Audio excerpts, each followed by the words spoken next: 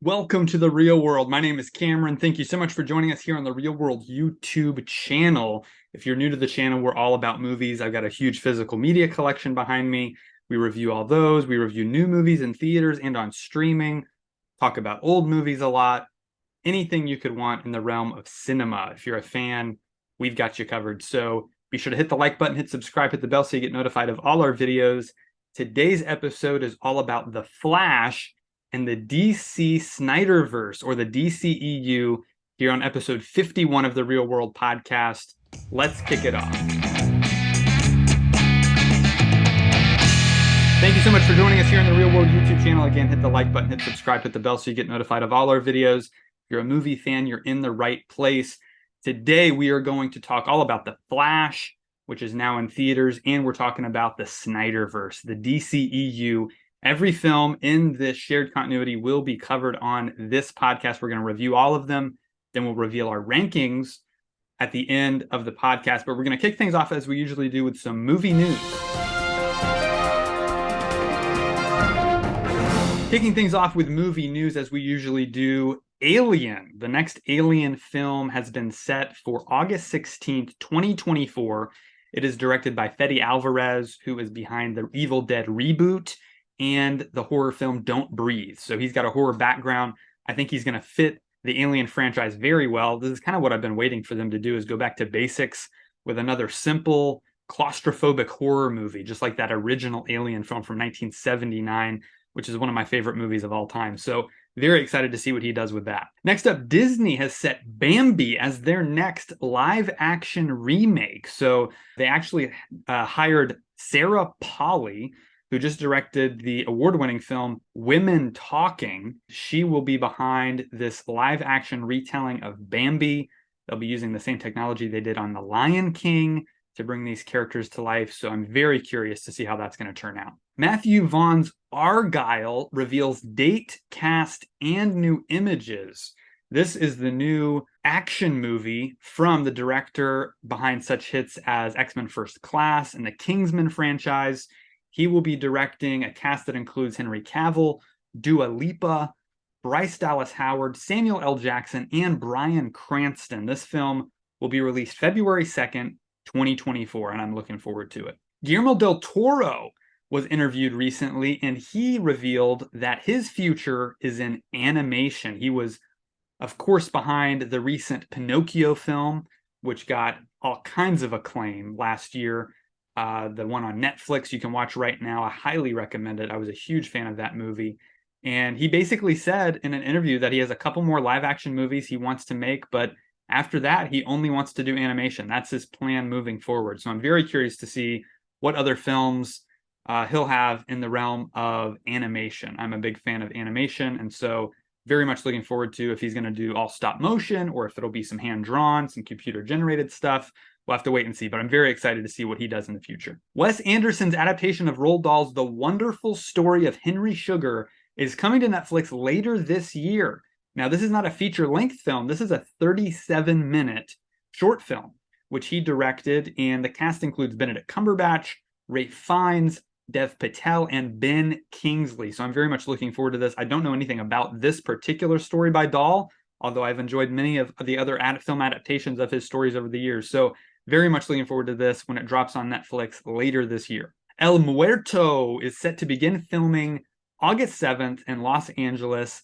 This is the next Spider-Man spinoff starring rapper Bad Bunny, who many people saw in last year's Bullet Train film. He's going to be playing the title character in this movie, which is another Spider-Man villain spinoff film. Should be very interesting. They've, of course, already set Kraven the Hunter, which is coming out October 6th, and Madam Web, which is set for February 16th, 2024.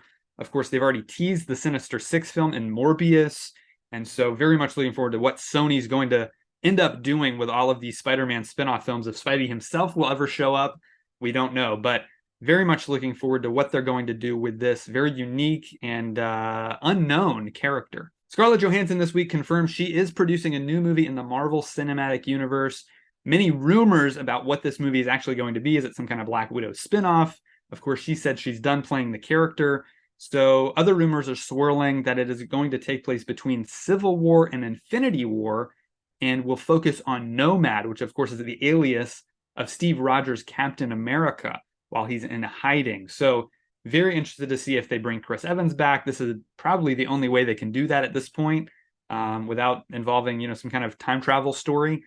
So very interested to see what they end up doing with this. If it's maybe a totally new character, we don't know what the thing is going to be. But Nomad is the rumor right now, so that would be interesting to see what they would do with that. Hulk and Namor, the rights lapsed on both of these characters. Universal Studios own the rights to each of these characters, but of course Universal has not produced a Hulk film or a Namor film for 15 years. So the rights did lapse back to Marvel. So Marvel can now make a standalone Hulk movie and a standalone Namor movie. Of course, both of these characters have shown up in the MCU and other characters' films, which was kind of a loophole that they had. But now that we can make our own Hulk or Namor films, of course, Namor introduced in Black Panther Wakanda Forever, and Hulk being played by Mark Ruffalo in several different films with Avengers and Thor and all kinds of other things. So World War Hulk could be on the horizon. A lot of fans want that story, as do I. We'll have to wait and see what they do with them, but those are potential projects on the horizon. James Gunn was on the Inside of You podcast this week with Michael Rosenbaum. I highly recommend listening to this podcast. It was a lot of fun. He talks all things Marvel and DC, Guardians of the Galaxy, Superman that he's working on right now. So very good interview if you want to check it out. Andy Muschietti has been signed on to direct the next Batman movie. Andy, of course, just did Flash, which is in theaters now. And so he is now signed on to direct the next Batman movie, which is titled The Brave and the Bold. It will feature both Batman and Robin. There's no release date yet, but we're looking forward to it. Sony shifted some release dates for their upcoming Spider-Man Marvel films. One is set for November 8th, 2024, and a live-action film for June 27th, 2025. So the first date could possibly be an animated film, since they specified the second one would be live action. So very much looking forward to see what they're doing with their whole Spider-Verse. It should be very interesting. Release date shakeup over at Marvel as well. The MCU shifted many dates, including Deadpool 3, Captain America Brave New World, Thunderbolts, Fantastic Four, Blade, Avengers Kang Dynasty, and Avengers Secret Wars. Those have all been pushed back, many of them a full year from their original release date. So this is one of those things that happens often, and so we'll just have to look out for what the official final date would be, but many of those have been pushed quite a while back, other than Deadpool 3, which was actually moved up. So very interested to see what they end up doing there. New Star Wars films get release dates. So May 22nd, 2026, we'll get our next Star Wars movie. Also, the same year, December 18th, 2026, we'll get another Star Wars film, and then another one on December 17th, 2027. So very much looking forward to what they do in the Star Wars universe. We've, of course, got those 3 new projects lined up. The New Jedi Order, the Heir to the Empire film, and the Dawn of the Jedi movie. So all of those are set to come out on those dates. We just don't know which date correlates to which film. Also, Avatar moved some release dates. Avatar 3 is now set for December 19th, 2025. Avatar 4 for December 21st, 2029. And Avatar 5 for December 19th, 2031. Zoe Saldana, who of course stars in these films as Neytiri, took to her Instagram to say, "Great, I'm going to be 53 when the last Avatar movie comes out. I was 27 when I shot the very first Avatar movie." So a long time in development, but it'll be well worth the wait, I'm sure. A couple trailers that dropped this week. Elio, the next Pixar film, seems like a really fun sci-fi idea. You can check out this trailer online now. And the trailer that's gotten the most play in my household, Paw Patrol, the Mighty movie, which is set for release September 29th of this year. We are very excited in my house to see what the next adventure with the Paw Patrol will be. All right, folks. Well, that's it for movie news. Now it's time to jump right in to the SnyderVerse, or the DCEU as it's known. We're going to review all of these movies. I've got 2 esteemed panelists joining me today. My regular co-host Bird is back. How you doing, man? I'm fantastic. How's it going? Doing well. Thanks for joining us. And joining us again, the third member of the podcast, it is Josh. Hey, man. Hey, happy to be here. Awesome. All right, guys. Well, we're going to jump right in. We got a lot of movies to cover, so let's do it. All right, kicking things off, where it all began back on June 14th, 2013. This movie celebrating its 10th anniversary this week, which is pretty cool. So Starting things off with Man of Steel, directed by Zack Snyder, who, by the way, was Christopher Nolan's pick to direct this movie. I don't know if you guys know, but while working on the Dark Knight trilogy, Nolan and his writer David Goyer, who wrote Man of Steel, came up with this idea for recontextualizing Superman in a modern context, and it's kind of their kind of idea behind the whole movie. So Nolan, obviously, he didn't want to do another superhero movie; he wanted to do other things, more confusing things like Tenet and Interstellar, and so he went ahead and picked Zack Snyder to direct this movie. He thought he would be the best pick, and so. This movie, has a budget of 258 million, big budget.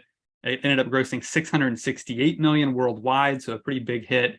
And it kicked off this whole cinematic universe, kind of DC's answer to the Marvel universe, right? The Marvel Cinematic Universe was at the height of its powers, back in this time, and so Warner Brothers wanted kind of their own version of it. So Zack Snyder comes on board. And he's like, let's, get Superman in order, and then we'll kind of worry about the future later. And he just made a really solid movie. I think this movie's great. I've watched it so many times, and it's honestly one of my favorite movies in general, comic book movies. It's just, to me, it's stellar achievement. The genre is really a sci-fi, like, first contact story, right? About like an alien on Earth for the first time, and humans, have to come to terms with this. So it's really well done from just a kind of narrative perspective. The structure of it works really well. That whole opening scene on Krypton's just incredible. The whole production design is really amazing. Great visual effects. I mean, they're really seamless here, which is something we'll continue to talk about as we talk about these movies that get bigger and bigger with the effects. But great performances that really ground the film. Henry Cavill, I think, was a great pick for Superman. Very unique take on the character. Incredible action sequences, just jaw-dropping. Some of the insane visuals we get here of the Kryptonians battling each other, and seeing the Kryptonians battle, the U.S. military, and how they so easily overpower, any human that gets in their way. So just a super, super well-made movie. I love, again, the cast. I'll bring up again because Lois Lane, I think Amy Adams just knocks this out of the park. I love her whole storyline of her discovering who Clark is. I like that whole idea of her being the one to find out first, basically, and she's kind of on the hunt, doing her whole investigative journalism thing, which we don't get a lot of in the other movies. So just a unique take on all these characters. Michael Shannon as General Zod is fantastic, one of my favorite comic book villains ever. And he has a very clear mission, very clear goals. Exactly. The stakes are there. There's a sense of urgency to this movie that really makes it run. Even though it's, almost 2.5 hours long, it really moves quick. And so, just a big fan of this movie. It really challenges Superman in a way that the other movies don't. You really get into his psyche and what he's dealing with in a unique way. And it challenged the audience a lot because this movie is somewhat divisive. A lot of people don't like this movie. And so, I enjoyed it, though. I enjoy it more every time I watch it, I feel like. So those are my thoughts on Man of Steel. Bert, what do you think about this one? It's subtly incredible. I mean, that's the way I would describe it, because I watched it the first time, and I think I didn't really get what Zack Snyder was trying to do. And I've told you the story before, that it was only after I watched Batman v Superman a couple times and I circled back, and then I was blown away by this movie. I wanted to say too, it's pretty interesting that you're such a big fan of the original Superman, was it 1978? Yeah. And this film is just night and day different, right? As far as style and tone and all that kind of thing. Sure. It's I mean, Cavill, I've said before, he's very stoic throughout the entire movie. And I think at first I didn't really get what he was going for. Again, since then I've learned to appreciate it, and I kind of see the journey the character goes on. And I love his portrayal of Superman. I think it's fantastic. But this is not sort of the bumbling Clark Kent. I mean, it's pretty much very straight and narrow, but it works. I mean, it just fits with Zack Snyder's style. Love Kevin Costner here. You said, Michael Shannon. Yeah, he's so good. And then Amy Adams too. Yeah, really, really grounds it. Some great acting, and all the way around. You mentioned that opening sequence, which none of those people are even in. It's Russell Crowe and I'm sorry, Michael Shannon's in it, and maybe one of the best opening scenes in any movie ever. I mean, if you count sort of like, because it's several minutes. Obviously, it's not just like a 2-minute scene. It's just an epic way to start a movie, a trilogy, or whatever you want to call it. The final sort of showdown scene in that little town, I still think it doesn't quite give me the culmination that I was looking for, but I've learned to appreciate it over time. It's just we didn't before this film, we didn't really see this type of thing of someone as powerful as Superman facing off against humans. It's hard to even understand how that would all work and what it would look like. But I think Zack Snyder actually does nail it. It's just so jarring because I'm used to sort of the more fantastical kind of superhero fighting, if that makes sense. Anyway, those are just some thoughts I have. I could talk about this movie for an hour, but I'm gonna let Josh comment on it. Go ahead, Josh. Yeah, I kind of similar experience to you, Bert, where it was like I liked it, but it was kind of like, I don't know. I didn't care for some things. Like I thought the Kryptonians punching each other across the entire block was a little over the top, which that's right into Zack Snyder's style, which is fine. But at the time, I didn't get it, and I don't know if I tolerate it now or I'm okay with it. But anyway, but then through watching Batman v Superman and really through Cameron telling me how good it was, and then like opening my eyes to how good it was, and then going back and rewatching it, it just, same thing as you. Just I totally love it now, and like Cameron said, I like it each time I watch it more. That scene in the beginning is incredible. I forget about it, and then when I see it again, I'm like, oh my, like I can't wait for Snyder's Rebel Moon, because basically it's gonna be that, but like the whole movie, so it's gonna be great. I love Cavill's performance. I've only seen the original Superman movie. I didn't see any of the other ones. Me too. Well, I have seen Superman Returns now, but at the time I hadn't. So I'm not like tied down to one or the other, I should say. But I love how much Cavill emotes in his face, and you just like, especially in the second movie, I'll mention a scene, but you can just see everything that he's going through in his face, and it's really cool. He balances that stoicism with the empathy really well. All the actors are amazing. The score, Hans Zimmer's score. We don't have the John Williams like Superman, like you said, more fantastical or fanfare kind of score theme for him, but we do have the flight theme, which is just it's so good. It's epic. Yep, definitely great stuff.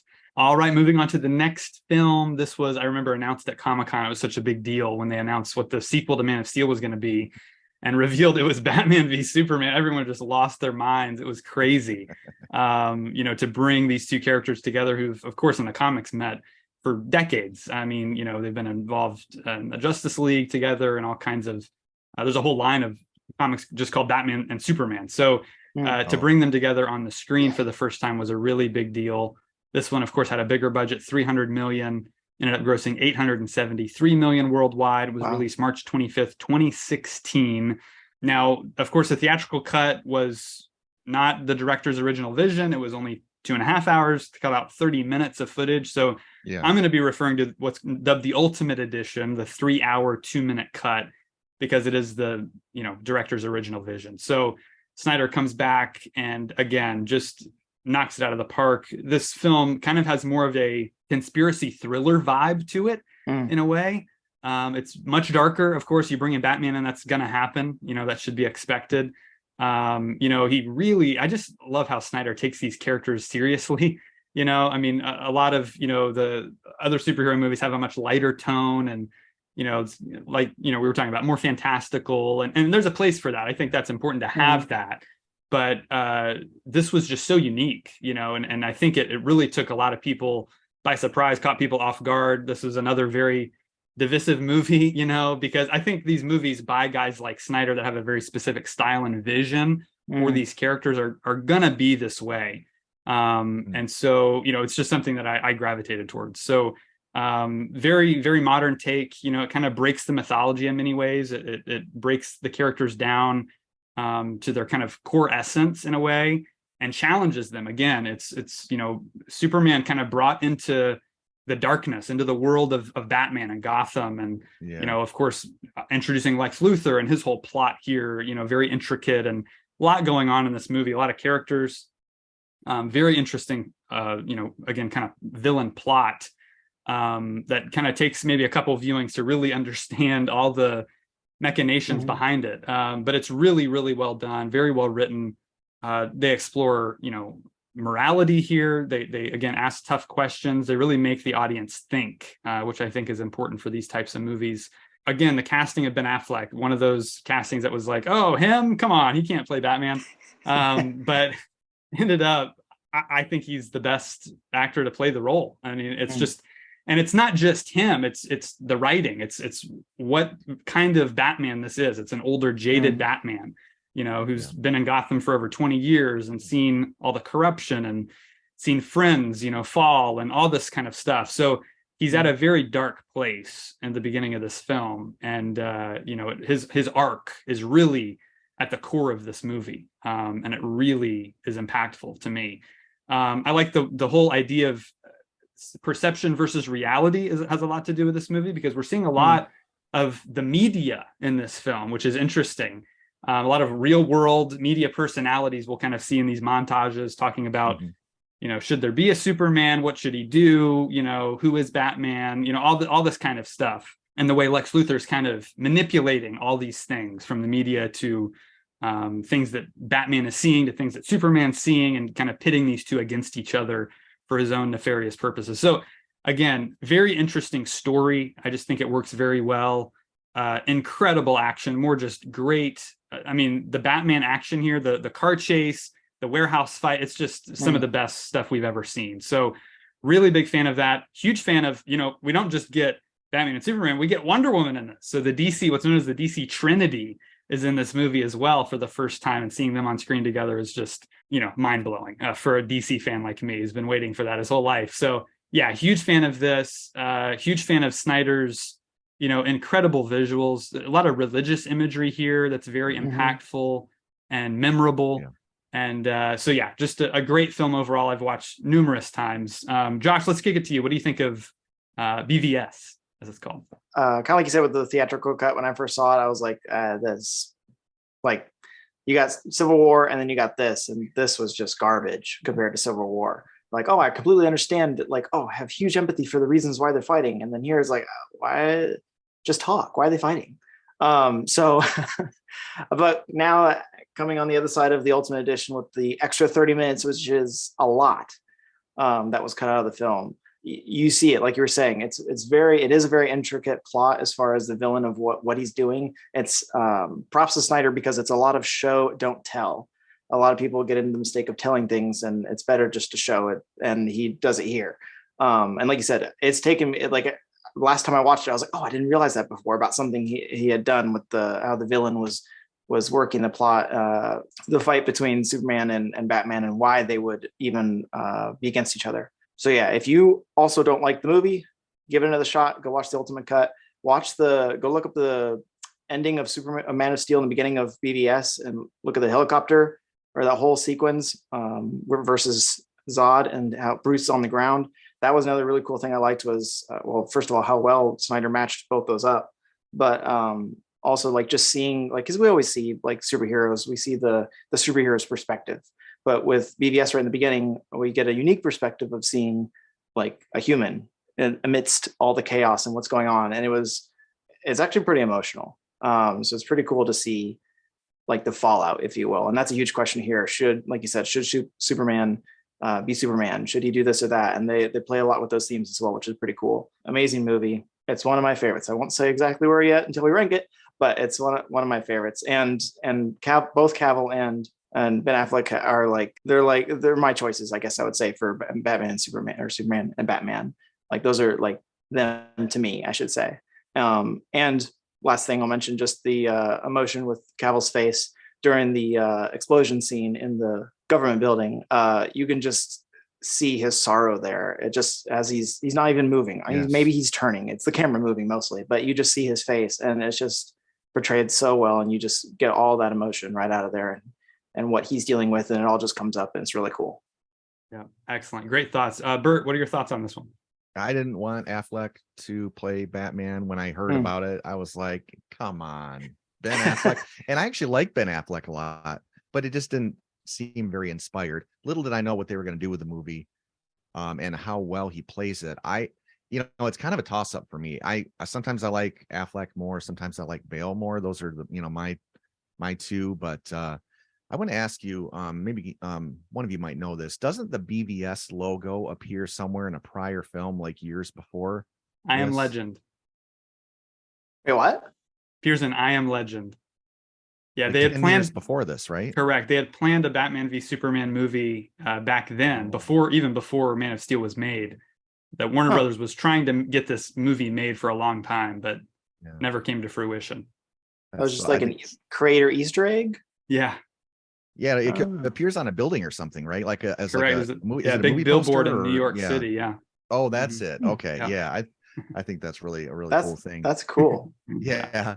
I in this film, just some personal things. I love the scenes in Detroit because it's so iconic, Detroit, and some of the streets they film on, I've been on, and then of course Lex's place. The exterior is filmed in Lansing, where I lived for many years, and then so that's really awesome. That place is still there.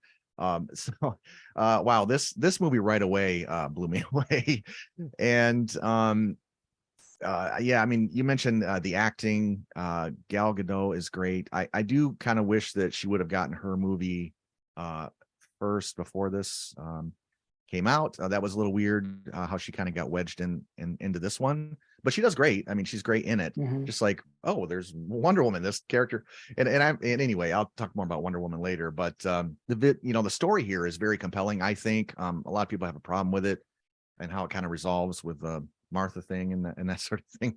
I think it's very compelling. The score is great. The visuals here are just stupid good, right? I mean, it's so creative and inspired and beautiful. It's just beauty, I mean, just very artistic.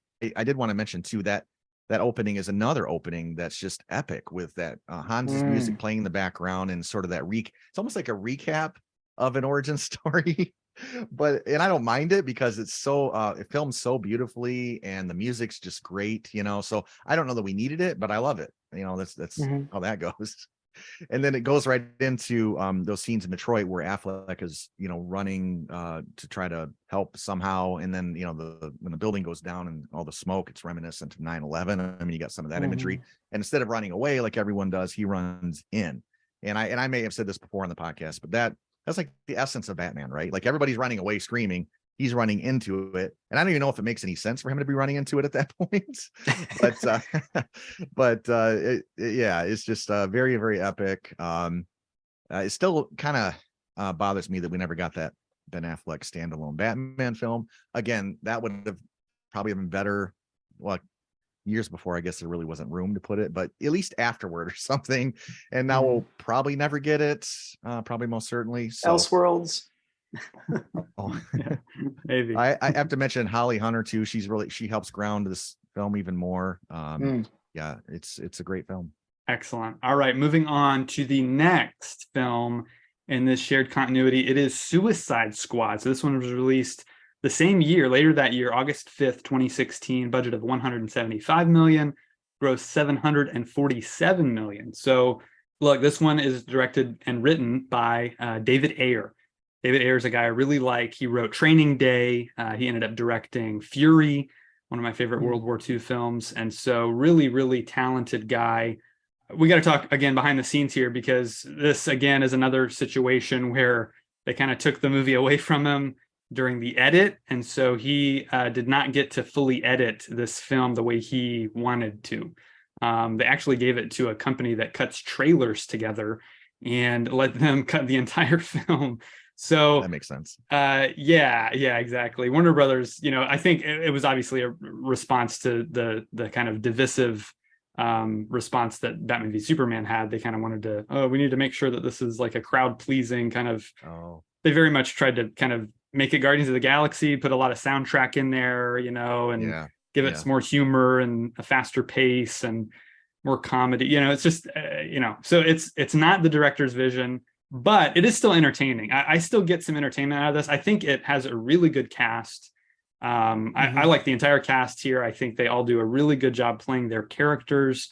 Margot Robbie, who of course we'll talk about in the future, just is a perfect Harley Quinn. She really captures the essence of that character. I like how it's shot. I think it looks really good. It's got that darker tone and color palette that kind of fits into the Zack Snyder mold a little bit, kind of makes it feel a little bit cohesive. I think the story is pretty solid. Again, we don't have the correct, and editing is, as we know, is such a huge part of film. So we can't really even say what the director's story is. We kind of get the idea of it, I think, here, but it's not, again, it's not his vision on screen. So bad editing, bad, just, again, a lot of soundtrack, a lot of just songs, pop songs, inundated with those like every 5 minutes. It seems like it's just kind of annoying. So I'm not a big fan of this. I think, there's some good in it, but hashtag release the Ayer cut, I guess is what I'll say to sum it all up. Hopefully we get that one day. Bert, you want to give us your thoughts on Suicide Squad? Sure. I watched this again, didn't like it much at all the first time I saw it. Part of it was sort of that style of this guy walks up and then they flash, like, it almost looks like a baseball card of like, oh, this is this guy and this is what he does. And it's like, okay. They do that over and over for all these characters. It's kind of off-putting, that was one thing. But I liked it a lot better the second time.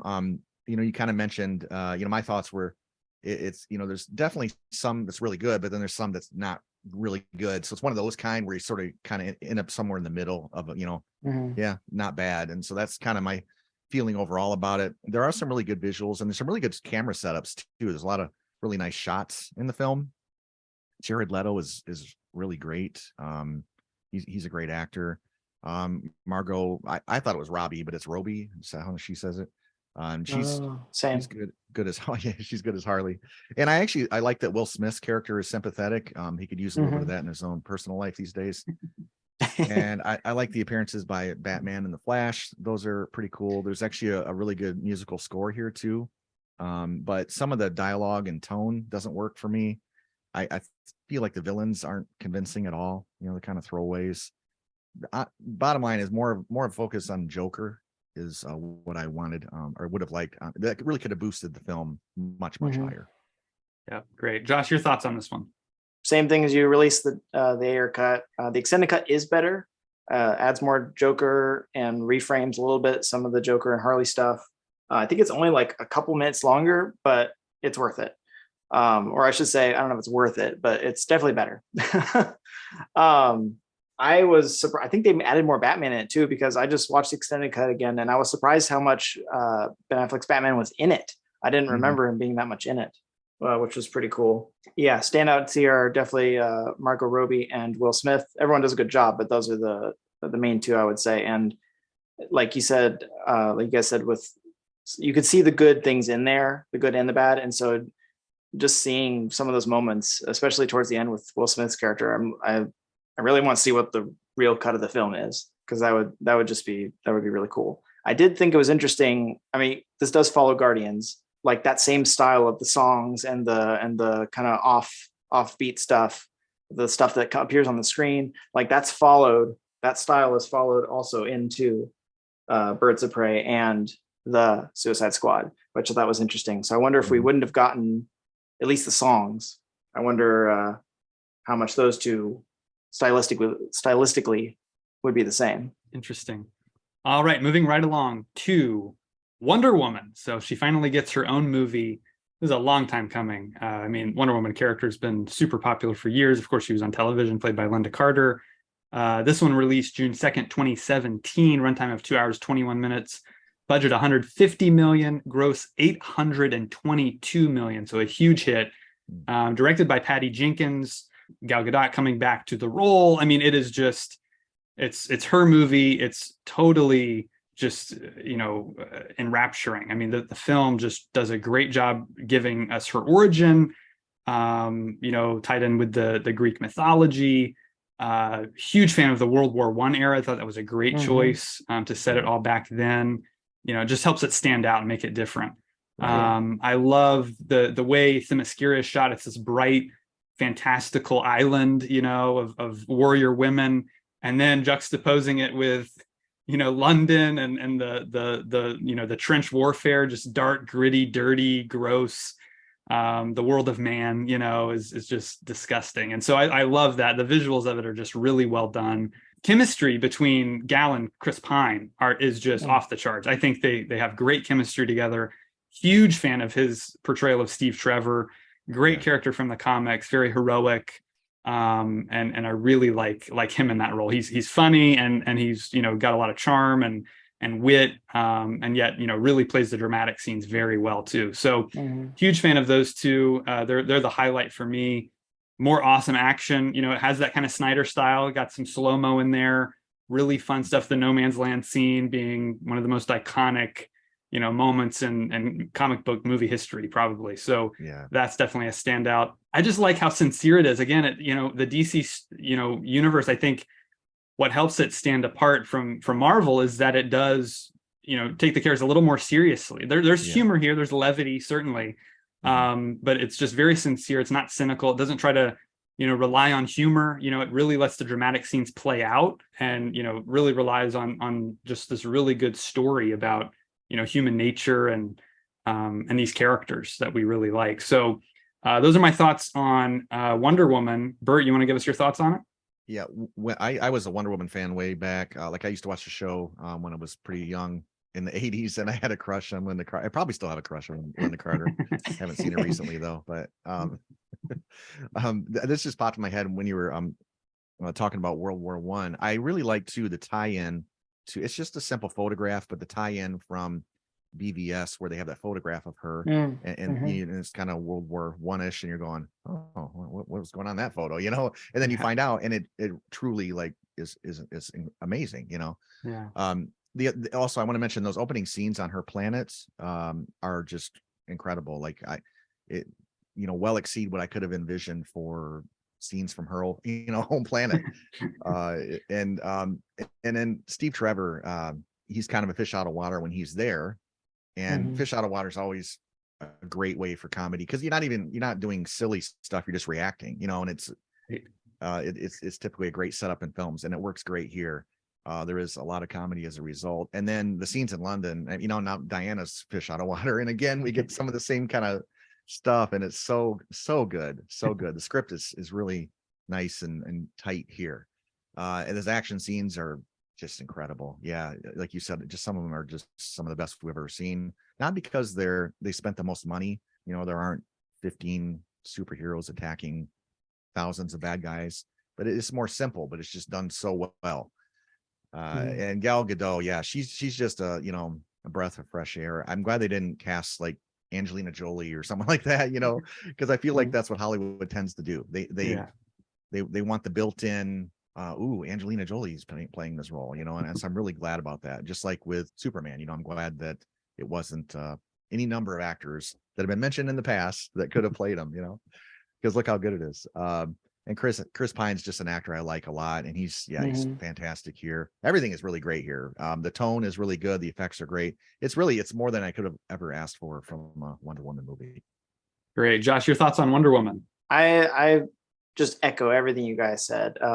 Chris Pine is also a favorite of mine, so I'm here for any Chris Pine movie, and he's just excellent here with the humor. And like you said, I didn't think about the two sides of the fish out of water. Like, oh, he's a fish out of water over there first, and then she's a fish out of water over in America or everywhere else, which was really cool. I can't remember the lady who works at I don't know if she's the secretary. I can't remember her name. Candy. Yes. Yeah, she's funny. Great. She doesn't get enough credit. Yeah, her role, that whole sequence is really cool. And even the fight scene in the alley where he is like, oh yeah, she is capable. And that whole like, oh, the guy, let me protect you, but then she's really protecting him. And that was just a really cool sequence. The humor is just really well done here.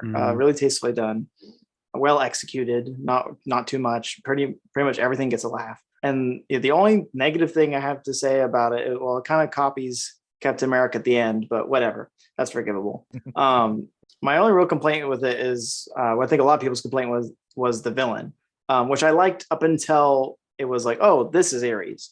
And it was like, if there could have just been some kind of, I don't know, morph it into a different actor or lose the mustache, I don't know, something to make it less odd. I don't know. It would have been much better. But that's literally the only negative thing I have to say about the film. The rest of it is absolutely fantastic. Excellent. All right. Moving on.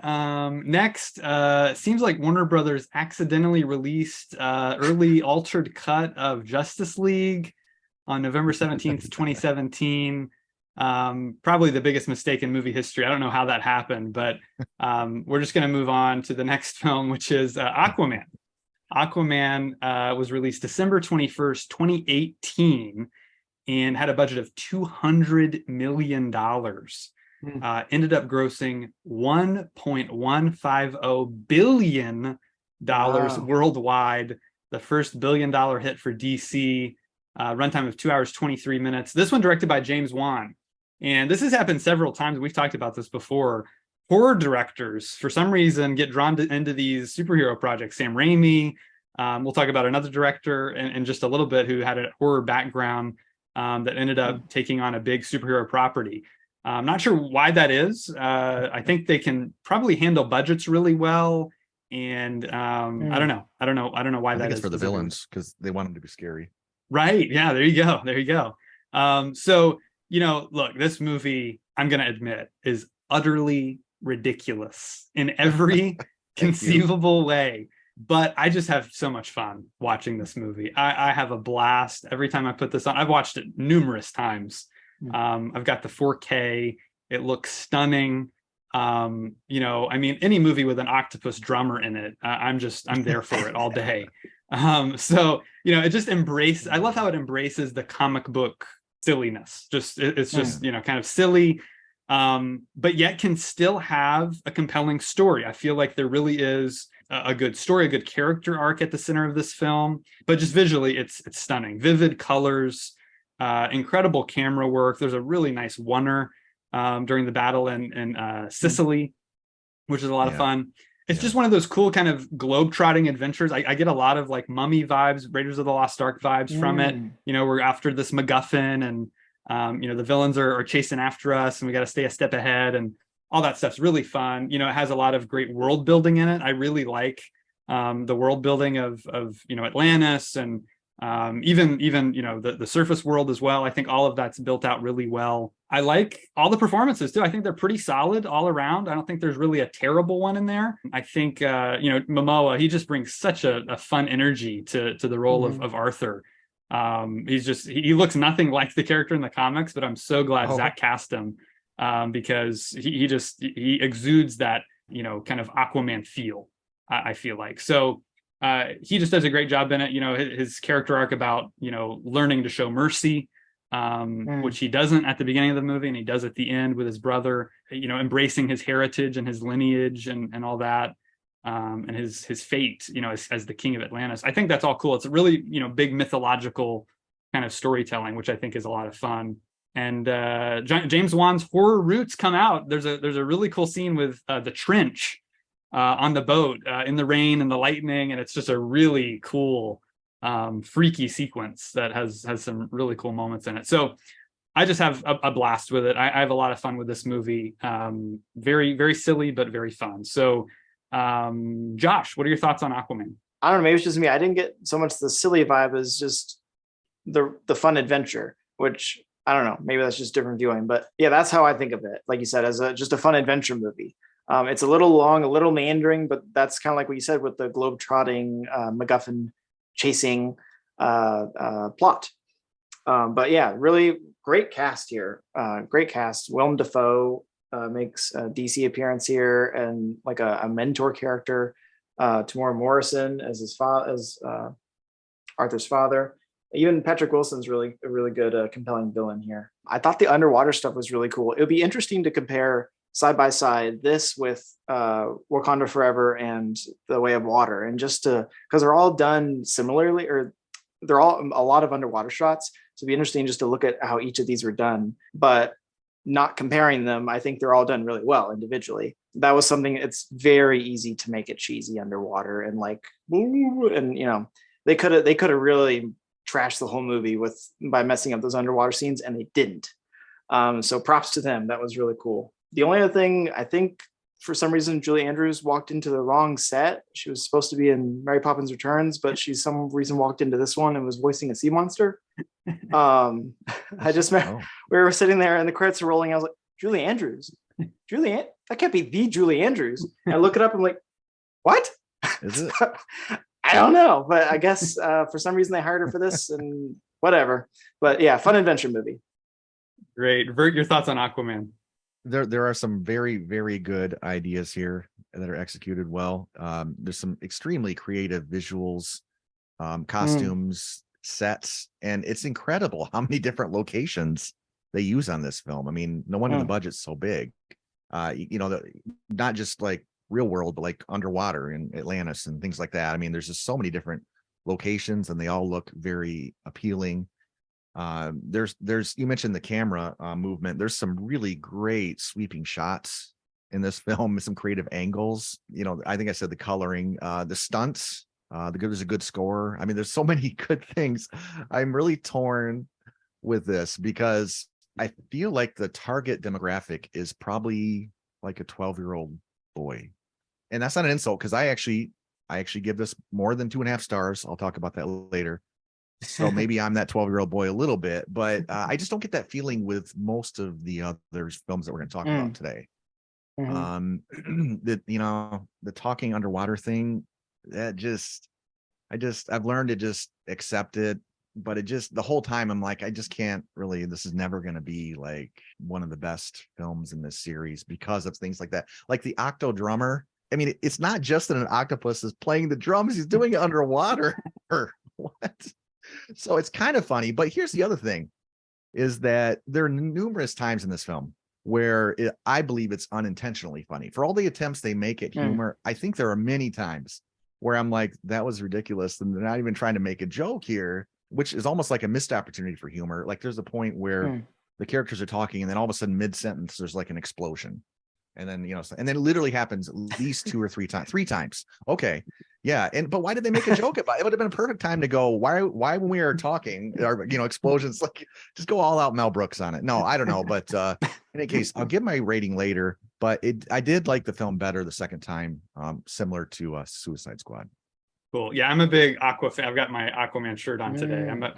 I've read the comics for years. So maybe that helps me a little bit in accepting the kind of more ridiculous stuff. But anyways, moving on to April 5th, 2019, we got the release of Shazam. This one has a budget of 100 million and grossed 367 million. So lowest budget yet, but still made pretty good box office. Runtime of 2 hours, 12 minutes.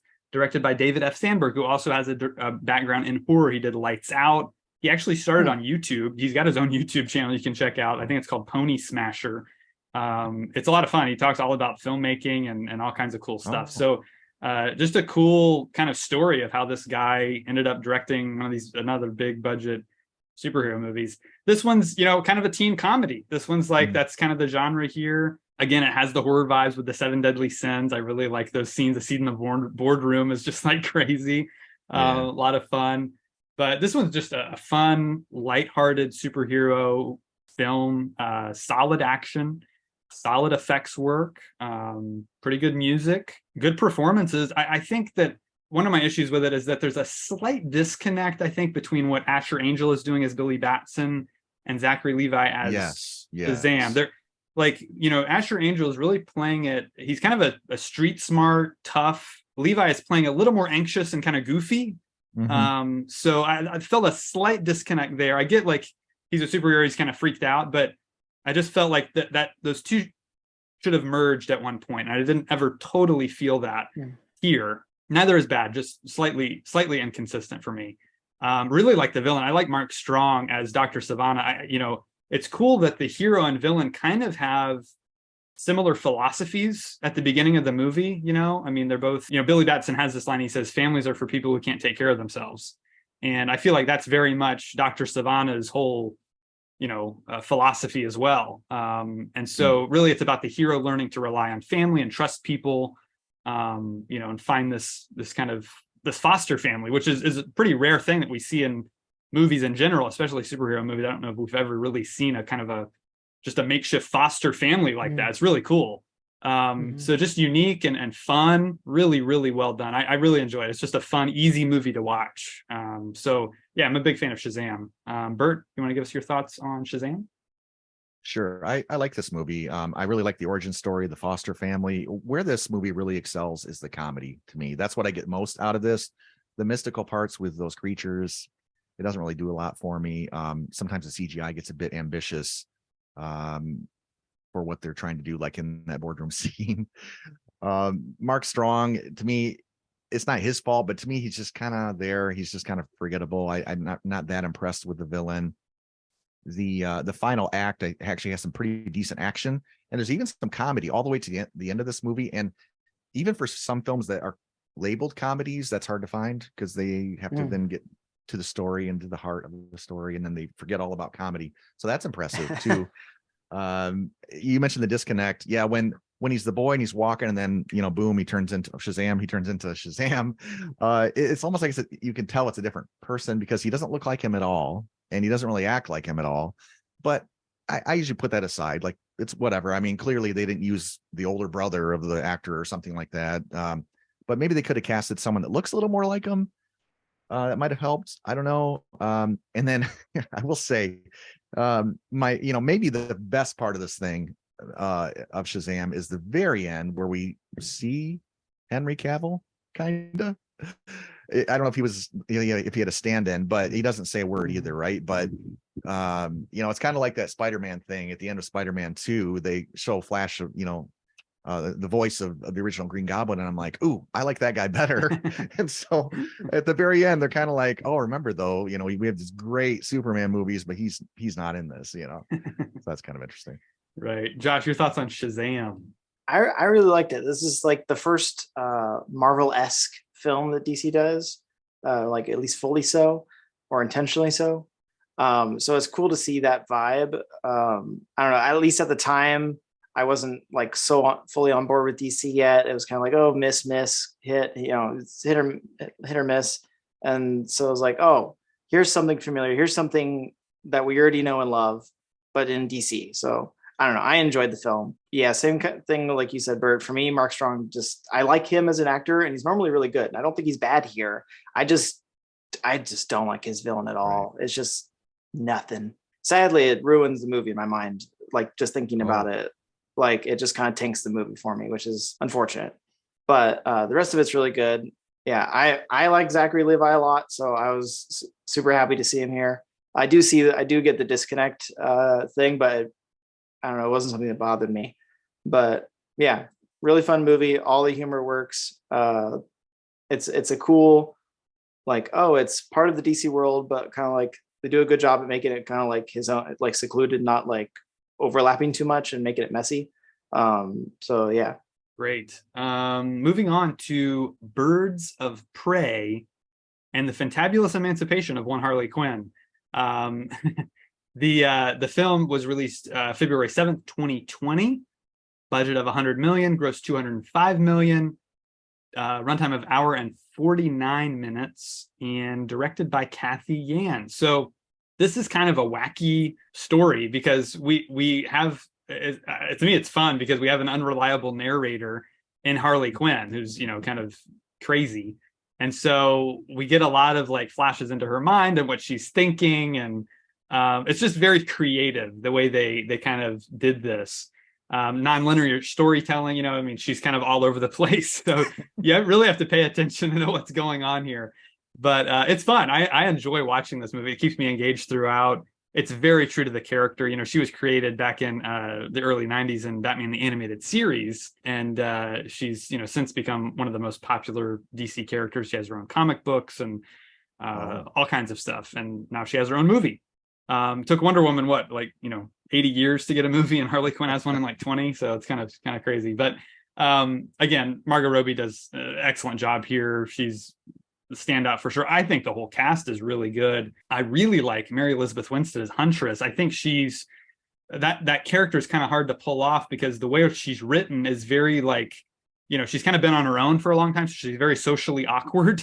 And so she has a lot of kind of just bizarre kind of interactions with other characters, and she's very on her mission of vengeance and kind of one track minded. But I really enjoyed her performance. Of course, the other standout is her husband, her now husband. I think they met on this movie, Ewan McGregor, Oh, who does a great job as Black Mask. He's just, I've never seen him like this. It's just such a unique performance for him. He's so unhinged and just like going off the rails and kind of, I really liked what he did. So this one also has great stunt work, really good, fun action scenes. Again, we're getting a lot of soundtrack here, but again, I think the reason that works here is because, again, we're in Harley's mind. And I feel like this is kind of the soundtrack of her life in a way. Like these are the songs she's thinking of while all these things are taking place. So I have fun with it. I'm not going to say it's my favorite in the DC universe or anything, but I think it's a really solid movie. And I typically don't go for these like more R-rated kind of like, more violent over the top movies, but I think they measured it in a way that it wasn't too over the top or too crazy with all the, the mayhem. It wasn't gory. Yeah, exactly. Right. So I get a kick out of it. Josh, what are your thoughts on Birds of Prey? I just saw this for the first time yesterday, the day before. I don't know. Okay. And I've been meaning to watch it for a while, but just finally sat down and watched it, and I just really enjoyed it. I had to like think, okay, wait, this is before the Suicide Squad, but yeah, it was really fun. The narrative, the way they're telling narrative, like she's like, wait, hold on, let me explain this, and gives context for it. I absolutely loved that. It's such creative storytelling. Not a lot of people do it. She did lose me a couple times, but then like as it kept going, I was like, oh, okay. So yeah, I absolutely loved that style of storytelling. It was really cool. And like the music and the overlays and all that works here as well. Yeah, like you mentioned, the stunt coordinator stuff, or the stunt work was really good. The director of the John Wick series was he was the second unit director. So that's just, obviously it's going to be amazing. All the stunt work and fighting and stuff. Yeah, the sets and the costuming was another standout. I thought that was really creative. I love when they use like even if it's on the nose, like a carnival vibe or like stuff like that, because it almost makes the set a character, and you're not sure what's going to happen with that, which they didn't do a whole ton of gimmicks with the funhouse, but it was just a cool set anyway. I don't know. I didn't care for Mary Elizabeth Winstead as Huntress. But like you said, I think her character would act that way. It just, I don't know, I didn't care for it personally. But yeah, everyone else did a fantastic job. And I don't know, I was just pleasantly surprised. Cool. Bird, your thoughts on Birds of Prey? After a few minutes of watching Birds of Prey, this started to feel like a Saturday Night Live like character movie. And if it's going to go that way, you better really like the character because you're stuck with them. In fact, not only do we get so many scenes, obviously, with the star, Harley, she also does voiceover. So there's not even any real downtime for my brain to think about other things. Less is more with Harley. Like I didn't mind her in the Suicide Squad film, but it was literally about 15 minutes in, and I'm like, I can't do a whole movie with this person. And I did make it to the end, but barely. None of the comedy worked. There's a certain style they're going for here, and I just didn't like it. I just don't like the universe that they presented. And I don't know why I felt this way, but to me, the action scenes seemed kind of lazy. Like there's nothing that maybe a couple stunts were decent, but I just didn't really feel like this impressed me with what they were doing with the stunts. Rosie Perez, I never liked her much as an actress, so that didn't help. I did note that there was some good lighting and shot setups in the film I took notice of. So there's something. Ewan McGregor here, his character's pretty out there, but I could never really get a read on what exactly he was trying to do with the character. So that didn't really impress me. There's a lot of references to Harley's boyfriend. If he could have been in the movie more, the Joker, then it might have had a chance. Yeah, you wanted more Mr. J. Mm-hmm. I hear you. All right, moving right along to Wonder Woman 1984, released December 25th, 2020. Merry Christmas to us. A budget of $200 million. Of course, this was pandemic time, so it only grossed $169 million. But the whole thing, was got a simultaneous release on HBO Max. So That's how most people saw it. We don't know how many people subscribed to watch it, but I'm sure they made some money off of that. Runtime of 2 hours, 31 minutes.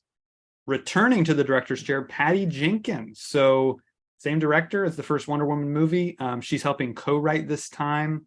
This movie is kind of hard to talk about because it's really a throwback, as the title suggests, to like an 80s superhero movie. It feels very much like those old Christopher Reeve films, very colorful, a sillier kind of vibe. The tone is very different from that first Wonder Woman movie. The visual style is very different. It feels like a totally different kind of film. And I think she wanted to do that because she obviously grew up watching the Linda Carter show and kind of wanted to harken back to that a little bit. And just, I think sometimes these directors they get tired of doing the same thing over and over and want to try something new and different. And for me, this one mostly works. I think, certain times it gets a little out of hand. I think, it still tries to stay grounded in an emotional story, which I think works. But some of the other stuff kind of gets in the way a little bit, I guess you could say. I like the performances. I think Pedro Pascal's really good. I really like Kristen Wiig here too.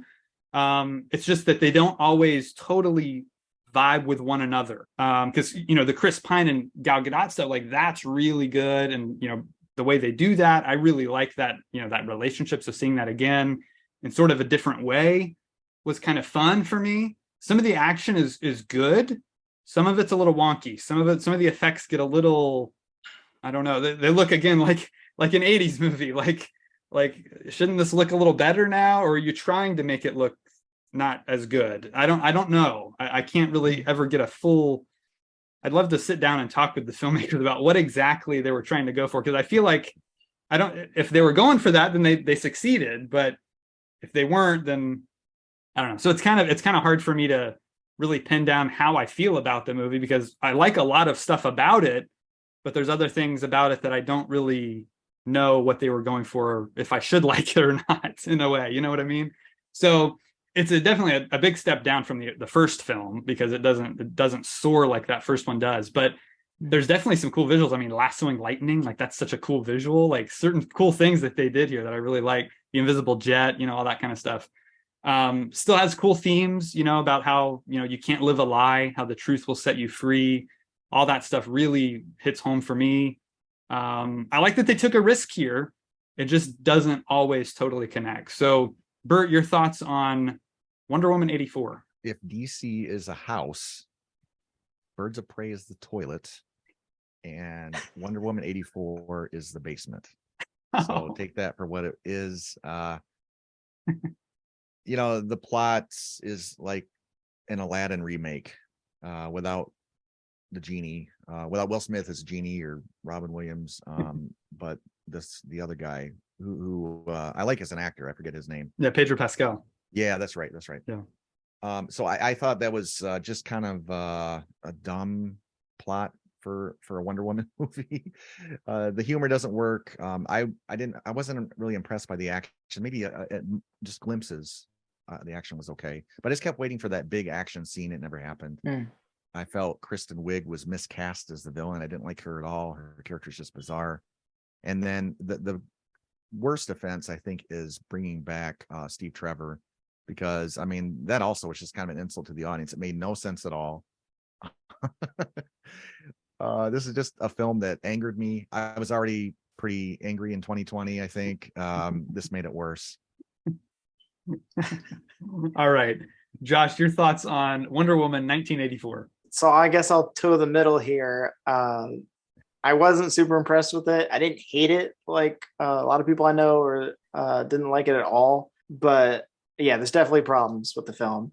A couple standouts. I like Pedro Pascal in anything, so he was great here. I really like the themes, like you mentioned, Cameron. The themes are pretty powerful here and really strong. They did a really good job with that. Gal Gadot and Chris Pine are great. It's interesting that now this one's a fish out of the water for him the entire time. So that was kind of cool. And I like the way they played with some of the stuff there. I know that the thing, like probably the main thing that I love about this movie is the score, which I didn't realize until listening to it after. But Hans Zimmer just hits the ball out of the park. Like almost every single track on there is amazing, just from the beginning with the games going on, and everything's really cool. And then the way he incorporated the theme from the first film that someone else did into it this time, and just the like the last 3 or 4 tracks are just like epic amazingness. So if you haven't listened to it, go check it out.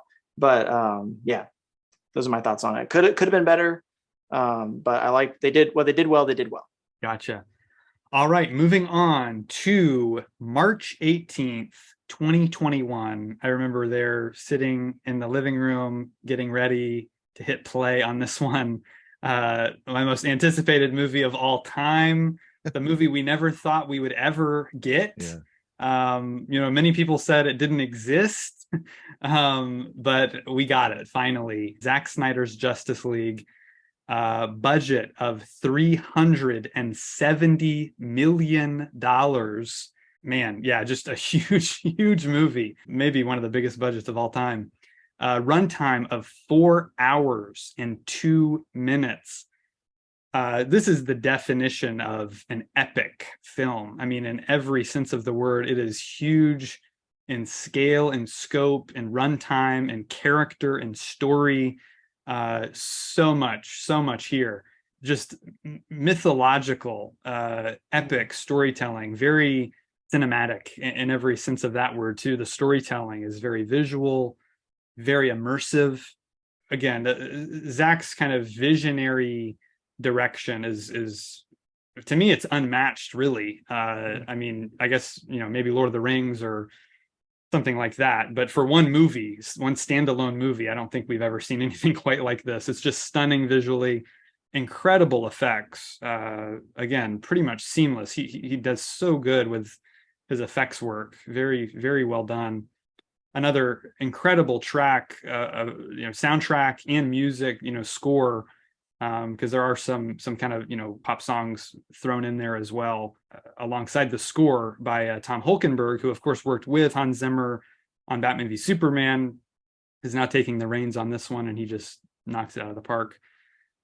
This one has sort of a simpler plot, actually, simpler than Batman v Superman, and more straightforward because they're dealing with more characters. This one's really more of a character-focused film, in that we're introducing the Justice League and our new villain, bringing back a lot of characters from those first 2 Zack Snyder films. So just really well balanced. It's hard to balance that many characters, and he does a great job with that. Everyone gets their moment, their backstory, their time to shine, in the big action scenes and everything. The way they work together with their powers to fight Steppenwolf. Steppenwolf himself being a compelling character, who has clear motivations and goals, and you kind of empathize with them in a certain way. So yeah, this movie's just a dream come true for me. After hashtagging release the Snyder Cut for however many years, finally getting it was just, an incredible experience. So huge fan. Josh, what are your thoughts on Zack Snyder's Justice League? I really enjoyed it. It is a long movie, but I don't think it's not like I'm not checking my watch all the time. I did do it in one sitting. We had a couple of friends, and we were just sitting there watching it, which was a really cool experience. Like you said, it's just epic on another level. One of my favorite scenes is when they go back in time and show like the first battle with Darkseid, which was so cool. It was just like Lord of the Rings vibes all over the place, which was really cool to see all those individual superheroes and stuff, and like using their powers, and we get little snippets of that, which is really cool. Black Suit Superman, like everything that we loved about the other 2 films just comes to like completion and fruition here. Even thematically, with Superman, like having now he's back. It's so interesting. I don't know how Joss Whedon took this and made Justice League. I don't know. Maybe he just it's like Aragon. They took the book and then they made that. I don't know. Like, did they not read it? Did they not? Whatever. Because so much is different here. Like, even like there's a couple moments where you can recognize like, oh, that was in the other movie, but that was obviously because it was Snyder's. But for the most of it, it's like just a totally different movie. I will say, I think there was a little too much slow-mo in the beginning, and either got used to it or he lessened it a bit. but just everything is more epic. Like you said with Steppenwolf, that I was first of all, he looks amazing. The other one looked like crap. But he looks amazing here. Like a work of CGI is just incredible. Like if you were saying, oh, if you worked for that, I don't know who did it, if it was ILM or Weta, but it was probably Weta. But that should be one of their like, we did this, because it's incredible. And then, like you said, to make him a sympathetic character, like that moment with I don't know if it was Darkseid, I think it was Darkseid, yeah, not his other henchman. And then like you see Steppenwolf cry, and I was like, oh dang, like you feel for him, and like this is a villain. What's going on?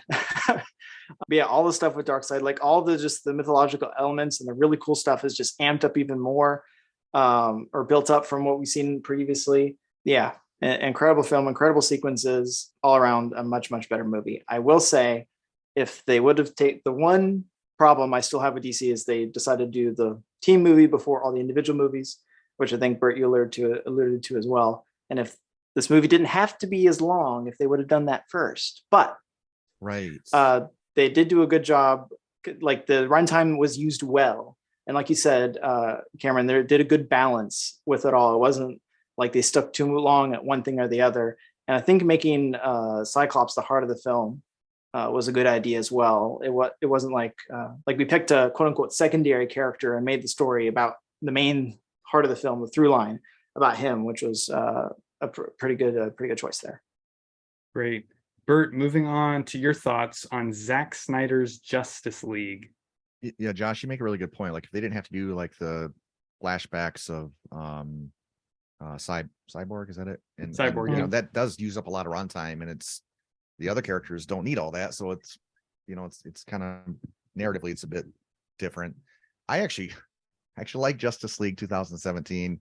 I thought it was pretty good. I have it on Blu-ray, actually mainly for the 3D, but I thought it was pretty good. I mean, not a 5-star film or anything. And then what Snyder did with it is just unprecedented, like Cam, you're talking about. I mean, literally hours of new scenes, re-edited scenes, recoloring.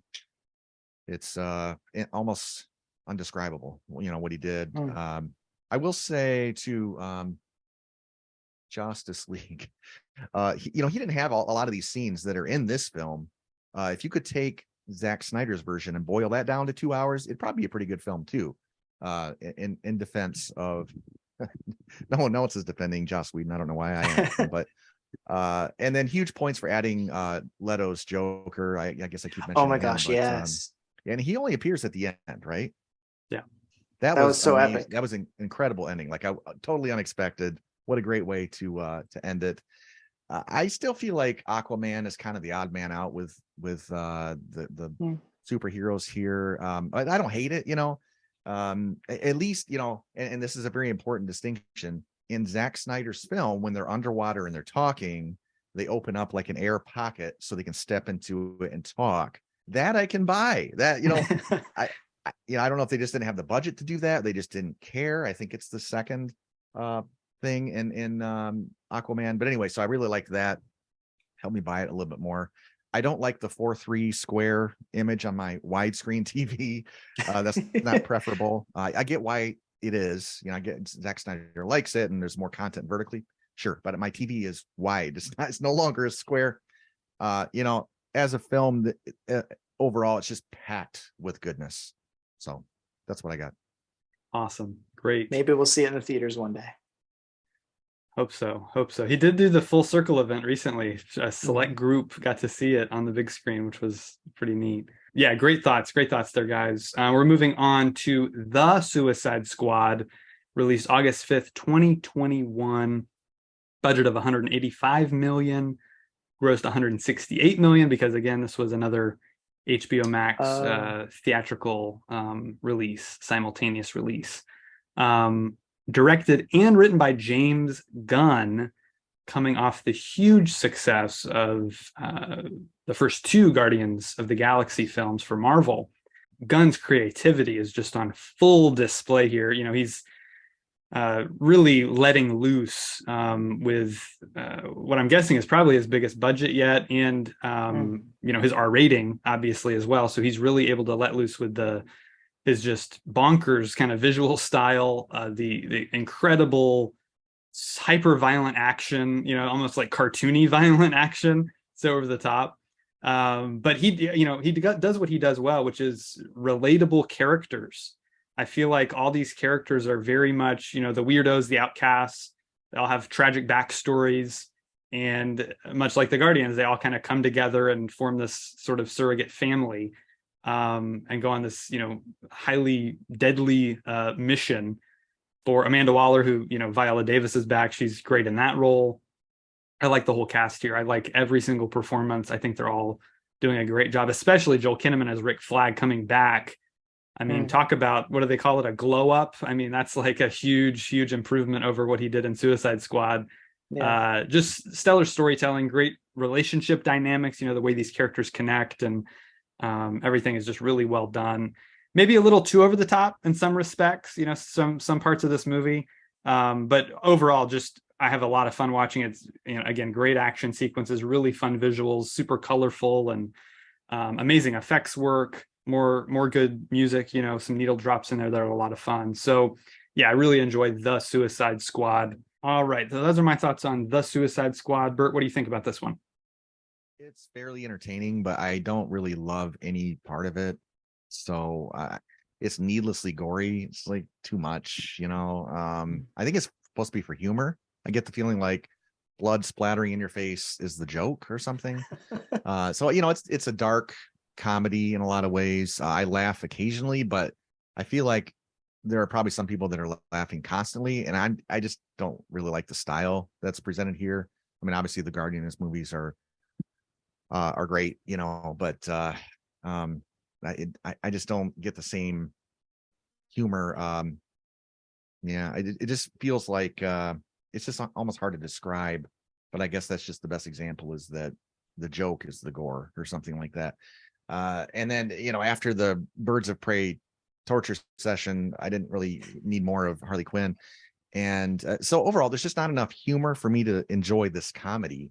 And the action didn't really impress me. Gotcha. All right, moving on to Josh's thoughts on The Suicide Squad. I'll say real quick, Bert, it's interesting that, like, I'm interested in your thoughts comparing these three, Suicide Squad, Birds of Prey, The Suicide movies, with the Guardian stuff, because at least for me, I would hold those two up in comparison of similar vibe and tone. But you like those and don't like these. Is it just? Yeah. Well, I don't like a lot of gore, first of all, but also for some reason I'm laughing all the way through both Guardians movies, or all three really. Mm-hmm. And I'm just not here. I don't know if it's because it's just so profane and violent. Maybe that's probably it, honestly. Oh, okay. And there's a place for that. I mean, I love Die Hard and some violent movies, I guess, but it just doesn't do much for me, because it's presented as a dark comedy, and that's tough to nail. And I like some dark comedies. This one just, I don't know why, just not really laughing. So it's not necessarily the style or tone, not the tone. It's not necessarily the style themselves. Correct. Yeah, it's not the style. Oh, okay. Because okay. James Gunn's a good director. It's not the way it was presented. It was the content itself. Gotcha. I gotcha. Yeah, good question. Yeah. I liked the film. I was first time I saw it, I was kind of teetering between this or extended cut of Suicide Squad.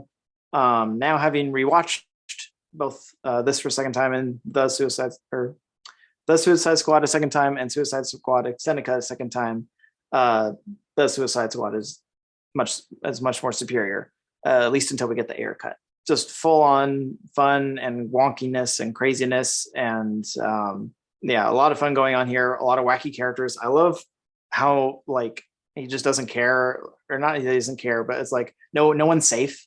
So it's like, oh, here we have, and I love that there were two different groups, and then like most of them died from each group, where that was really like unexpected and fun, or at least most of them died from the first group, because you're just like, oh, okay, yeah. And then of course Harley lives, of course. Yes they would be a riot if James Gunn killed her off. but that was really cool to see, just like, oh, they're all dead. That's not what I thought was going to happen. Which was really cool here. I liked I forget what the Waller side of the team, they're kind of fun. What you mentioned, Cameron, about Rick Flag, I didn't realize until I went back and watched the extended cut. Like, because I really liked the character, or I thought I did in Suicide Squad, and I really like him here in the Suicide Squad. But then I went back and watched it. I'm like, he's not that great. And then yeah, way better in the Suicide Squad. He's just super likable character there. So I don't know what it is, but he did a really good job there. So yeah, and all the characters are likable as much as they can be. Some of the villains, I like Peacemaker and Bloodsport. I like they're both like trying to out macho each other and like all the bullet stuff. And then that ended up coming back and they used it story wise as well, which was pretty cool. It wasn't just a joke. Yeah, for Peacemaker's character anyway, less is more, and I think it worked well here. Some of those shots, on the helmet, the toilet, was an amazing action shot. And then they just kind of rip your heart out at the end as everything's falling apart. And yeah, it's a good movie. Yep, I enjoy it too. All right, moving on to Black Adam. This one released October 21st, 2022, budget of $260 million, grossed $393 million, runtime of 2 hours, 5 minutes, directed by Jaume Collet-Serra. This is The Rock's big superhero movie. I mean, we've all been waiting for this guy to play a superhero for, decades now. And he's been talking about this movie for decades as well. So long time coming. It has some great visuals. Visual storytelling here is pretty solid. Effects work is really good too, really consistent. Some really fun action scenes that are really just tons of fun to watch. All these characters interact and battle one another, whether he's just battling Intergang, the kind of humans with all this technology, or he's battling the Justice Society. It's just really fun to watch. Really, really fun movie to watch. I think, unfortunately, they spent too much time on the spectacle and not enough on the story, because the story, it's serviceable, but it's not as good as it could have been and should have been. I mean, this character has a great backstory, super compelling. He's been in the comics for years, as the villain of Shazam. And then more recently, they've kind of made him more of an anti-hero, which is what they're kind of going with here.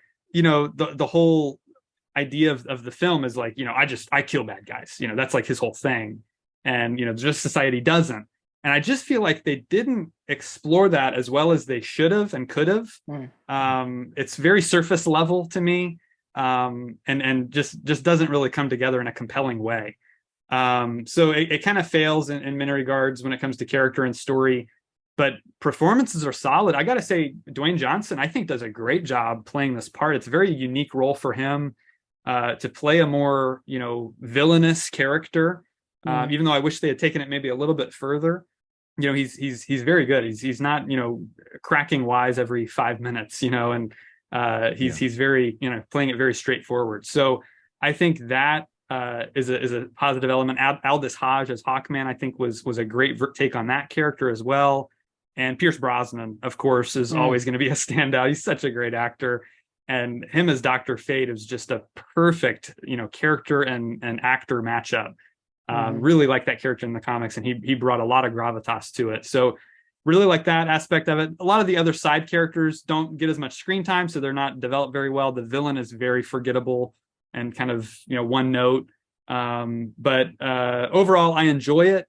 I think, it does tend to borrow from better films a lot, and kind of certain, elements of it. Tone can be a little inconsistent. They kind of maybe go for the joke a little too often. Would have rather it been a little bit more serious, more in this kind of Snyder vein, whereas I think they were trying to go more for a little bit of a lighter tone here. So, it's a little bit of a mixed bag, but overall, I do enjoy it. I have a fun time watching it. So, Josh, give us your thoughts on Black Adam. Well, you said the villain was forgettable, and I actually did forget who the villain in this film is. I literally couldn't tell you. Yeah. Who is it? It's a big CGI monster he fights at the end, I guess. Oh, okay. Yeah, I enjoyed the film. I have the same highlights you mentioned. I agree with. I think is one of those things where they just talked about it too long before doing it, because you talk about it long enough and it just your expectations naturally just increase. So I think, I don't know, like the credits were rolling and I'm sitting there and I was like it was good, but it was disappointing in the respect of it didn't meet that like epic awesome level, like, oh my gosh, this is supposed to be this kind of movie, and it just wasn't. I did like that we got to see the Justice Society. That was pretty cool. I don't really care for the fact that it didn't really explain how all of this works with the Justice League and the Justice Society and Waller, and like what's like how does this all work? They didn't really explain. They just kind of like, oh, this and this and this. I was like, okay. Pierce Brosnan is Dr. Fate. I've only seen a little bit. I know very little about Dr. Fate, but everything I've seen from him as a character is just really cool. And so I really loved his character here. He's really cool. I'm going to butcher his last name, but Noah Centineo, someone could pronounce that better, as the Atom Smasher.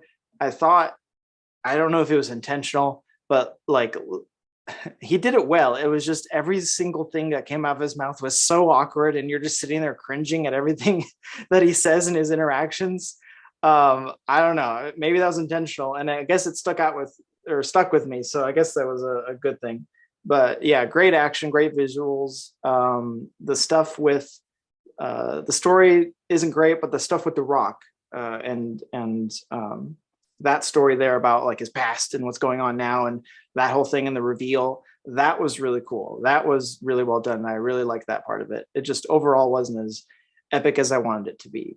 But I will say the best part of the movie is the credit scene with Superman. Yeah. That was like I could not be more joyous at that moment. and then James Gunn decided to pull out the rug from everybody. But right. Bert, your thoughts on Black Adam? Yeah, I'm not gonna whine about the Superman thing. I already did it once or twice or 500 times. Black Adam is maybe the best looking superhero film ever, in my opinion. I was so blown away by the visuals here. If you like gold, this is the film for you, right? I mean, it's just dripping with gold. I actually like the story. Sure, it doesn't focus a lot on the story. I'm mostly here for the visuals, but I really like that twist ending. I did not see that coming. That was really good. Dwayne Johnson is kind of a cross between kind of a combo of Henry Cavill's Superman and Ben Affleck's Batman. I feel like he's got some of the anger that Ben Affleck has, but he's trying to be very stoic like Henry Cavill, and I think he does a pretty good job. You mentioned Aldous Hodge as Hawkman, great. Pierce Brosnan, yeah, fantastic. There's actually a really good score here too. It's very vigorous, rousing, and I don't. It's just, to me, it's a shame that if we finally get this movie, and then nothing's ever going to come of it again, probably, right? Not in this form. Yeah, it's too bad. All right, moving on to Shazam: Fury of the Gods, released March 17th, 2023. Runtime of 2 hours 10 minutes. Budget $125 million. Only grossed 133 million. So not very good. But director David F. Sandberg is back from the first Shazam film. This movie, I feel like they just kind of had to make it, almost like, the first one did pretty good, so I guess we'll make another one. Yeah. So it retains a lot of the kind of fun, lighter tone of the first one, but it's just not as compelling. It just, the story here, I feel like, was kind of an afterthought again. There seems to be a lack of passion or ingenuity here. It's just kind of like, another by the numbers superhero movie. Villains are just fine. The casting is great. Helen Mirren, Lucy Liu, great actresses, but just didn't really deliver. Performances are just, they're right down the middle. They're not bad. They're not great. I think maybe Zachary Levi is a little more consistent, him and Asher Angel, in this one than they were in the first one. But yeah, I mean, it has some cool ideas. Again, like, I like the whole like fantasy creatures versus superheroes. That's kind of a cool concept that we haven't really seen before. It just wasn't executed super well. It's enjoyable. It's watchable. It's not a movie I hated. I've seen it twice now, and it's fine. It just doesn't have that kind of excitement that the first one has. It's not quite as funny. but it doesn't go a lot darker either. It's just kind of right down the middle for me. So yeah, that's kind of my thoughts on Fury of the Gods. Bert, what do you think about this one? Yeah, it's like the gang's all back, but there's not really any surprises. To me, there's less humor. They do this thing where lightning touched me, so now I lost my powers, but then I do something else and I get them back, and just I didn't like that concept really, and they did it a lot. I felt the villains were pretty weak.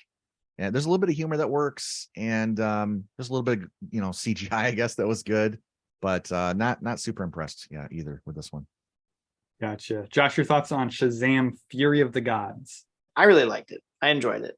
I get some of the complaints. I think the movie, not you guys, but I think as a whole, as a culture, or whatever, the movie wasn't fairly trashed like right out of the gate and didn't really get a fair shot. So I think it would have done better at the theaters, the box office, had it not been like unequivocally dumped on.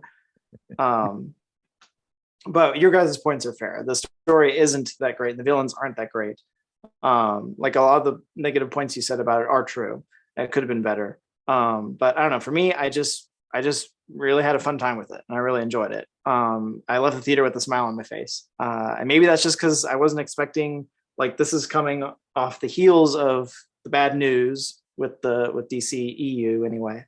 And so I was not expecting some of the stuff they had that they were going to put in there, like having Gal Gadot's Wonder Woman come back at the end. Like, I thought they did so well at making you think it was a stand-in in the beginning.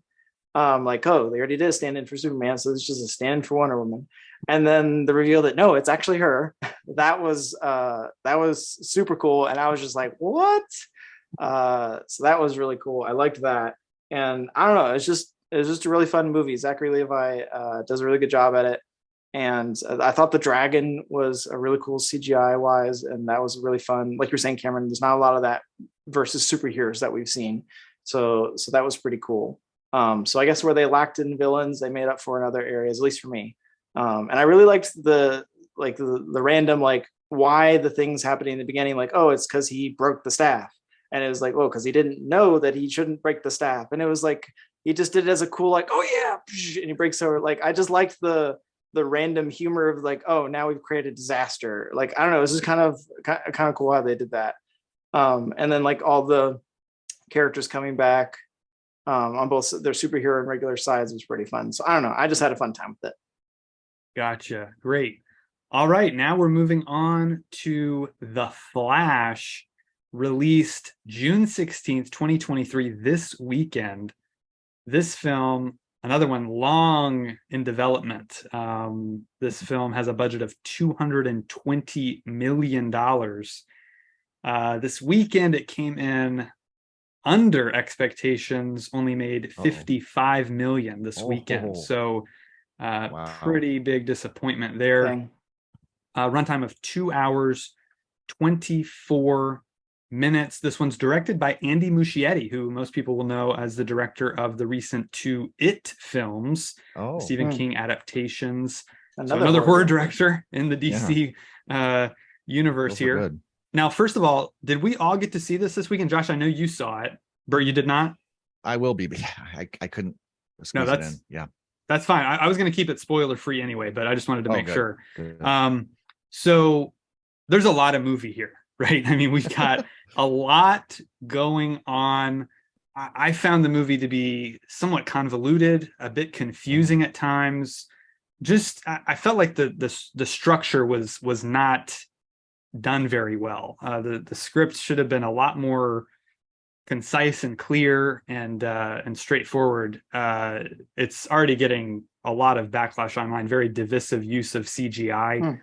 I felt it was pretty atrocious most of the time. I really was kind of shocked by how bad some of it was. But pretty good music. They do a couple needle drops that I felt were a little jarring, but pretty good score. I don't know why they didn't use the amazing Flash theme from the Zack Snyder's Justice League. I don't know why that was absent, but ultimately the core of the film, I think, has a really good emotional through line. You know, the whole core story of Barry Allen and what he's going through and what he's trying to do. And all that works very well. It's very emotionally engaging and satisfying. Performances are pretty solid all around, particularly Sasha Calle as Supergirl. I mean, wow, I cannot wait to see more of her. I hope they bring her back for the Supergirl movie they're doing, because she was just absolutely incredible, totally in line with the whole, Zack Snyder, Henry Cavill, legacy of the L family. So really, really good. She was definitely the standout. Michael Keaton's good. I think they could have used his character a lot better. But I thought his performance was good. A lot of cool action. Really, really inventive action scenes that I thought were fun to watch. Some huge moments for DC fans. I mean, cameos galore that I won't spoil, but man, just really fun moments if you're a DC fan, or you're a fan of DC movies and the history of DC. There's some pretty fun moments in there. So a bit of a mixed bag for me. I'm I guess at about maybe 3 stars on it. Wow, I liked a lot of it, but there was a lot of it that I didn't care for. So those are my thoughts on it. Josh, do you want to give your spoiler-free thoughts on The Flash? Yeah, I think I need like a documentary on the visual effects here, because Bert, you're gonna hate that part of it. But it's only really one area that it's contained to, I should say. The rest of it I thought the effects were great. But I'm just baffled I'm speechless. I don't know what happened. But I want to sit down and like, what, please show me what happened here. I gotta know. Because it's just so unexpected, not something you'd see nowadays. But again, the rest of the effects were fine. It's just the one area. I feel like if this movie had come out at a different time this year, maybe a month later, maybe a month earlier, I think it would be, I guess, received or perceived much better. I feel like I'd like it more. And I think that all has to do with Spider-Verse. Like, Spider-Verse coming before this movie, Spider-Verse is like a perfect film. It's absolutely incredible. So this following that was a mistake. Whoever decided DC to Warner Brothers to slot this one here shouldn't have done it. And I think that speaks to the box office. And I think that speaks to the reception of the movie itself. So unfortunate as that is, but it was a lot of fun. Ezra Miller I don't care for him as a person, but he did a fantastic job in this film. So that was really cool to see. Like you said, with the emotional through line, that was really good. I think some things I didn't hear kind of threw me off a little bit. It wasn't what I was expecting, which I don't mind if it's not what I was expecting. I don't know, something about it threw me off. So I think as I see it again, like, now I'll just be able to just enjoy the movie, like, so just have all that enjoyment. So I think I'm going to like it more upon subsequent viewings, but it wasn't a bad film. It was a good film. And like you said, Cameron, some of the moments in here is just like really cool. I personally didn't find it super convoluted. But I think, like you said, it could have been a more streamlined or pointed with like the story. But yeah, Batman is super cool. His appearance, there's a lot of really cool moments with that. And just kind of callbacks to his era of Batman, if you will. But yeah, it's super wonky in all the best ways. And I like too that they did a good job of explaining nuances or how things worked. I guess particularly with the Flash, without making it confusing or taking a bunch of time to explain it. I thought they did a really good job with that. But yeah, fun movie. I'll enjoy it more on the second viewing, I'm sure. Great. Excellent. Okay, guys. Well, that's it. We've caught up with all the DC movies now. We are going to rank every movie we just reviewed, going from Man of Steel all the way through The Flash. So I'll kick us off. And then Josh, if you want to give us yours, since both of us have 13 on our list, and then we'll kick it over to Bert. So at number 13, I have Suicide Squad down at the bottom. That was my least favorite of this DC universe. Josh, what do you have at 13? So we're not even including Justice League. That's like the bottom of the bottom. It doesn't even get a number. I have at the bottom, I have Black Adam. Okay, great. Bert, what do you have at number 12? My 12 is Birds of Prey. No big Hmm. surprise. Gotcha. All right, It's my a number. 1-star film, by the way. Gotcha. Okay. Yeah. My number 12 is Shazam: Fury of the Gods. Hmm. Josh, what do you have at 12? I thought we were going to be the same. Mine's Shazam 1. Oh, okay. Wow. Interesting. Okay. Okay. Yeah, it was, Um, like I said, the villain. yeah, right. Bert, what do you have at 11? I have another 1-star film that I put above A Birds of Prey, and that's because of the score only, musical score, and that's WW84. Okay. Gotcha. All right. On to my number 11. It is Black Adam. That's what I put at number 11. So, Josh, what do you have at 11? I have Aquaman. Okay. Very good. All right. Now we're on to Bert's number 10. My 10 is Shazam 2, and it's a 2-star. It takes a little while for these to ramp up, so I'm still down at Sure. 2 stars. Gotcha. That was your 10. Okay, so now we're going on to my number 10, which is The Flash. So I put The Ooh. Flash just barely above Black Adam Wow. at my number 10. Josh, what do you have at 10? 10, I have Wonder Woman 84. Gotcha. Okay, great. All right, moving on to Bert's number 9. I have The Suicide Squad, the 2021 one, another 2-star film. Gotcha. Okay. My number 9 is Birds of Prey, which I gave 3.5 stars.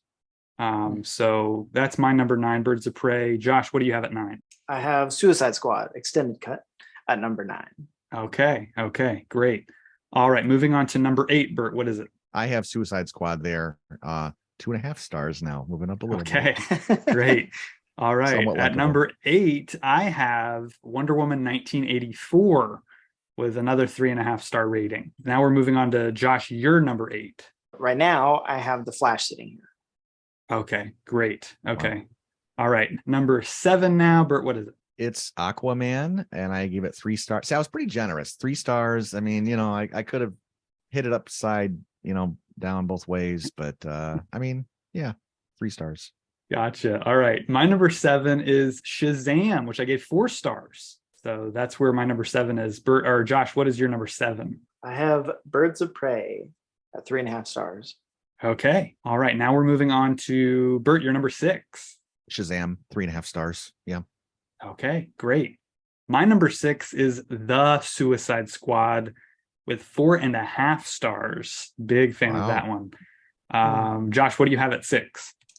I also have The Suicide Squad, also with 4.5 stars. Okay, great. So it gets difficult from here on out. Right. Yeah, these are all really good movies. All right. Now we're in our top 5, Bert. What's your number 5? Black Adam. I have that at 4.5 stars. It's not the greatest story ever told, but those visuals, man. Excellent. I feel very similarly to my number 5, which is Aquaman. Visuals are just stunning in that, and I do like the story quite a bit as well. So again, a 4.5 star movie for me. Josh, on to your number 5. Shazam: Fury of the Gods. Okay. All right. Moving on to Bert's number 4. I've got Zack Snyder's Justice League, and it's 4.5, but it's probably 5, probably a 5-star film. I mean, it's right there, Great. My number 4 is Wonder Woman with 4.5 stars, very close to 5 stars. It's pretty much a perfect movie for me. Josh, what do you have it for? I also have Wonder Woman, also with 4.5 stars. Excellent. Okay. Moving on to Bert's number 3. Man of Steel, 5-star film. It's probably, I think I have it at number 22 on my all-time films. Oh, wow. Wow. Impressive. Excellent. My number 3 is Batman v Superman, Dawn of Justice, Ultimate Edition, 5 stars. Stellar movie. Great stuff. Josh, what do you have at 3? I have Man of Steel. Okay, excellent. Now on to Bert's number 2. It is Wonder Woman, 5-star film, and I think it's maybe around 20 on my all-time list. Wow, excellent. Moving on to my number 2, it is Man of Steel, 5 stars. Yeah, absolutely one of my favorite films ever made. Josh, what do you have at number 2? I have Zack Snyder's Justice League, which I think maybe with time and viewings, it might move up to number 1. I don't know. All these are pretty close here at the end here. Right, for sure. All right, Bert, give us your number 1 SnyderVerse or DCEU movie. Batman versus Superman, 5-star film, top 20 film of all time. Wow. Awesome. My number one Snyderverse movie is the man himself, Zack Snyder's Justice League.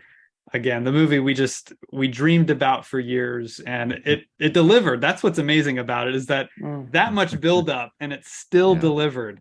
Absolutely incredible. Yeah, one of my favorite movies ever made. I've seen it numerous times, more times than I should, honestly, if I'm being honest.